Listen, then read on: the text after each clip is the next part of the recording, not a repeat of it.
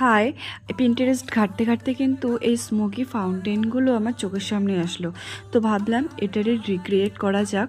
আর সবার প্রথমে কিন্তু আমার এখানে প্লাস্টিকের বোতলটি কাটতে গিয়ে আমার আঙুলটাই কেটে গেছে। ফাউন্টেন বানানোর জন্য আমার যে বেসটির দরকার ছিল সেটাই আমি কমপ্লিট করে নিচ্ছি। আর বেসটি কিন্তু একদম পদ্ম ফুলের ওপর ছিল, তাই এখানে কিন্তু আমি একটি পদ্ম ফুল বানিয়ে নিচ্ছি। আর পদ্ম ফুলের ওপর কিন্তু একটি শিবলিঙ্গও তৈরি করে নিচ্ছি। এবার হলো ফাউন্টেনের ওপরে আর একটি পদ্ম ফুল ছিল, তো সেটাই এখানে আমি তৈরি করছি। দেন এখানে আমার পুরোটা কমপ্লিট হয়ে যাওয়ার পর কিন্তু আমি মাটির এই ফাউন্টেনটাকে ভালো করে শুকিয়ে নিয়েছি। তারপর কিন্তু এটাকে রং করার পালা। আমি কিন্তু এখানে পুরোটাই কালো রং রেখেছি, কারণ পিন্টারেস্টে আমি যতগুলো এরকম স্মোকি ফাউন্টেনের ছবি দেখেছি সবকটিই কিন্তু কালো ছিল।